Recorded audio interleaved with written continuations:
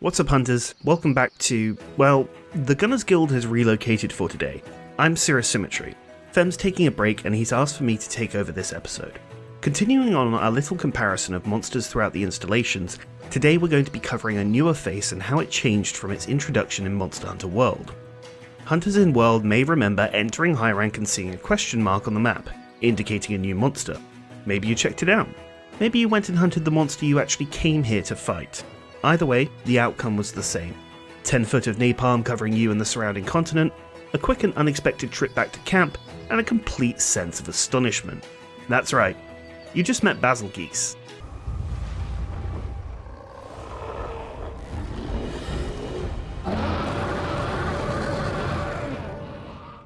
Bazelgeuse is one of those Invader type monsters, by which we mean a monster specifically designed to barge in on your higher ranked hunts and screw the entire pooch for everyone. Basically the new version of Apex Rajang bursting in full use G rank, or the entire Deviljho family throughout the ages. Starting off, his introduction was seriously impressive stuff. Whilst the OGs Deviljho and Savage got a teaser in various trailers, we didn't know a damn thing about Goose until it showed up in-game. This, in my opinion, was the perfect way to do it. Some monsters I feel like you shouldn't know a damn thing about until they're 10 inches from your nose, bearing down on you with all the patience of a lit flame and an oil rig. You mean you don't want the trailers to show the entire game before the launches? Weird.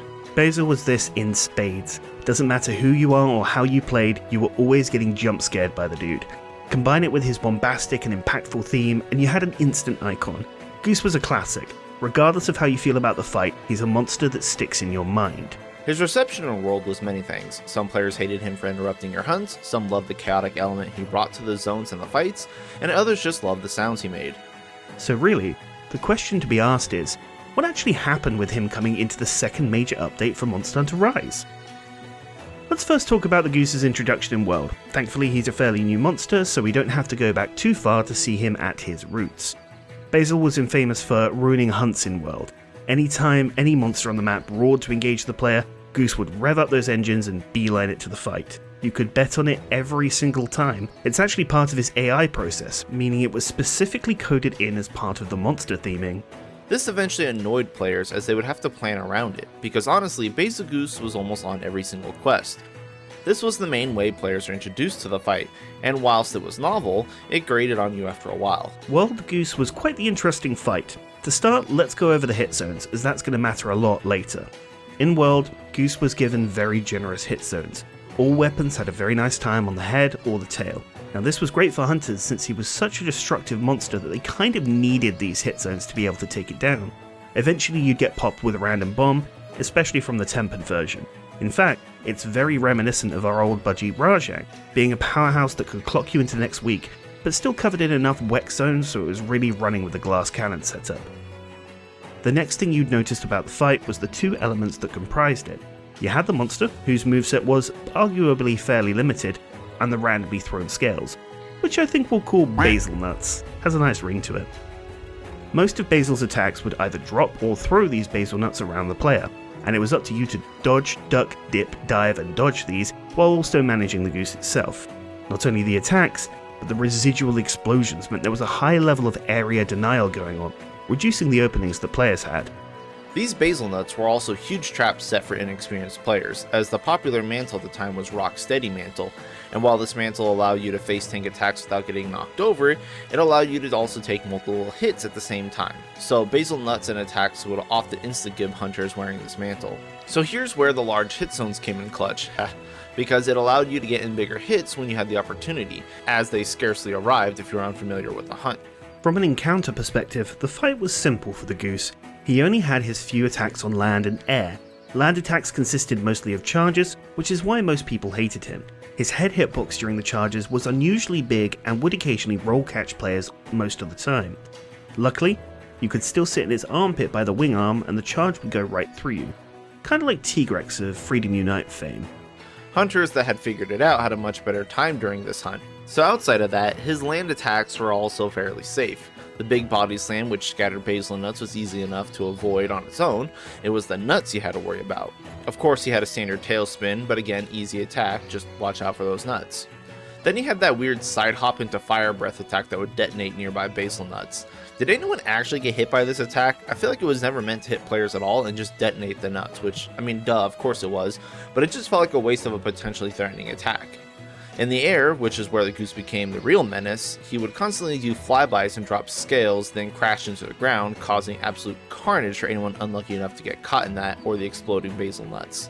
It was fun when he would start the invasion with this signature ultimate attack because it was seldom seen in the actual fight. Typically Bazel would just get flashed out of the air and that was that. He didn't really have other airborne attacks, so like I said, Goose's fight was incredibly simple, but you were also fighting more than just the goose. You were fighting those basil nuts, and they were extremely random, and while their hitboxes were pretty tight, they still required a lot of precise movements and spatial awareness to avoid properly. The next question is, are you seeing a theme here? There's a huge focus on these blasting scales, and the real difficulty came from all the explosions you were subjected to. So, what could players do? The key here lies in the leg hit zones. Whilst they're one of the worst zones, they did provide a huge boon once the stagger threshold was hit. Focus the legs and you would topple the bastard, knocking out the ability for him to use the scales for at least a minute. This was huge, and amped up the pace of the fight once this check was hit. Hunters suddenly wanted to get in and take advantage of this easier access to the huge hitboxes, and the time limit for the scales coming back was always in the back of your mind. Now briefly, we do want to cover Seething Goose, as Bazel didn't really get his own proper G-rank update, only the variant, which for all intents and purposes might as well just be the same monster but in G-rank form. Anyways, Seething was pretty toned down, most likely due to player feedback. The biggest thing is that Seething had much less randomly dropping nuts during the fight. They're now all precisely dropped during certain attacks or movements. This did make the fight kind of easier to deal with, as the hunter no longer had to account for randomly placed scales and could know exactly what areas were safe during what attacks. Seething Goose got head and tail topple during this heated state, whilst retaining the leg topple, and paired with Clutch Claw adding claggers and wallbangs, it just really simplified the fight and gave more opportunities to damage it. So the fight was better received with the majority of the player base, but a lot of the skilled hunters pointed out how much this fight could be scripted, which is kind of the opposite of what G-rank expansions and hunts were supposed to do. Okay, let's take this time to fly over to Rise and see how much the encounter has changed in the next iteration. Right off the bat, you'll notice Capcom kind of dropped the ball with this monster. It was secretly introduced in the Title 2.0 update without being mentioned anywhere in the trailers or patch notes. This was pretty cool. You know, the surprise is what makes Goose, well, Goose. The random air raids dropped on an unsuspecting hunter is what the entire monster's based around, and the first time you realise you met a goose should be 10 seconds after going through the pearly gates on fire. Sadly, though, there were two problems with the grand idea they had. First is that immediately players had the quest unlocked, so after the patch hit, it was right there as an uncompleted quest. So obviously the cat was out of the bag right away. But even if the players didn't see the quest, because we have full access to the map and could see all the monsters on it, pretty easy to spot the guy right away. Kinda shattered the entire surprise and was honestly a bit of a letdown. The other problem with how they managed Bazel was that he wasn't really a true invader monster. See, in World, he'd immediately go towards any roar of a monster when the player engaged it. He basically forced his presence and always came to interrupt the fight. That's kind of the job of the invader monster.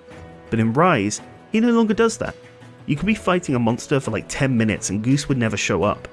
Rise has this weird way of making monsters move on the map.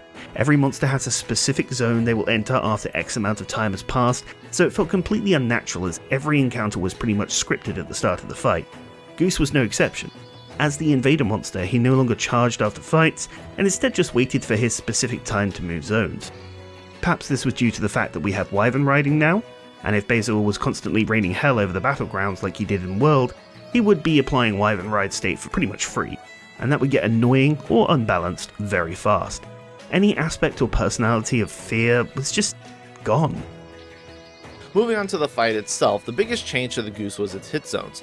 Not only did Rise absolutely gut the gunner hit zones, which forced all the gunners to go slice and sticky, but also Rise added separate hit zones for most of the body parts while he was in his heated state. During this heated state, he was at his hit zone values of base world, and this was relatively fine for the most part as Blade Master still had a very juicy head and tail hit zone to play with, but this felt like a sort of stopper to the fight to make it last a bit longer without actually having to change the fight itself.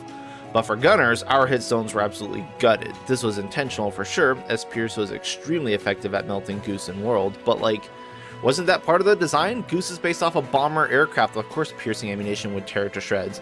Whatever, just I'm a gunner complaining about gunner hit zones over here, same old same old.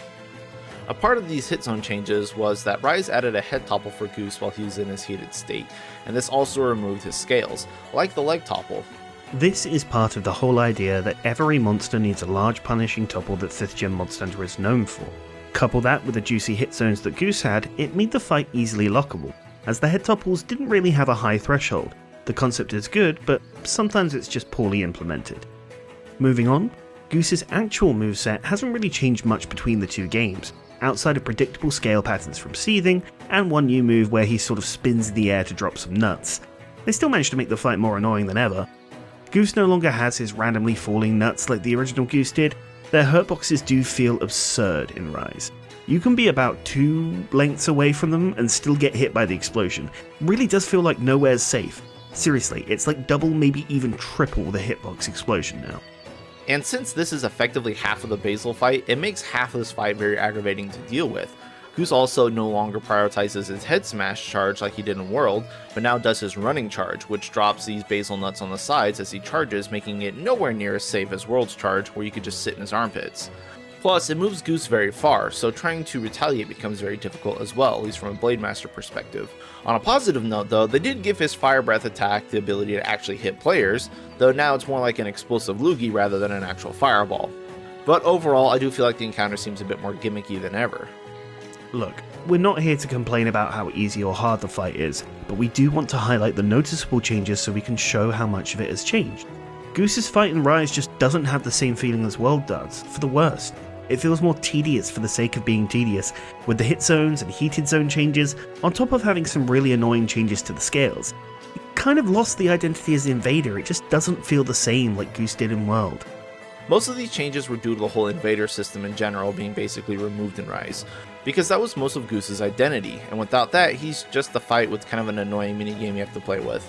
The headlocks make the enraged state far too easy to deal with, and outside of that, he's just kind of annoying as he just runs around a lot more, and has worse hit zones across the board. I liked Goose when he felt like a paper plane carpet bombing zones and interrupting fights as he did in World, but now he's just another monster with no real personality besides having annoying pine cones.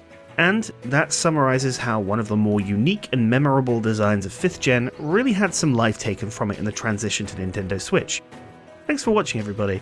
I hope you all enjoyed this mix-up in the series, and I'm sure Fem will be back soon if you didn't. In the meantime, I'd love if you check my channel out whilst you're here. I think I make some pretty cool stuff, and if you like Monster Hunter, really this is the place to be. Until next time, happy hunting.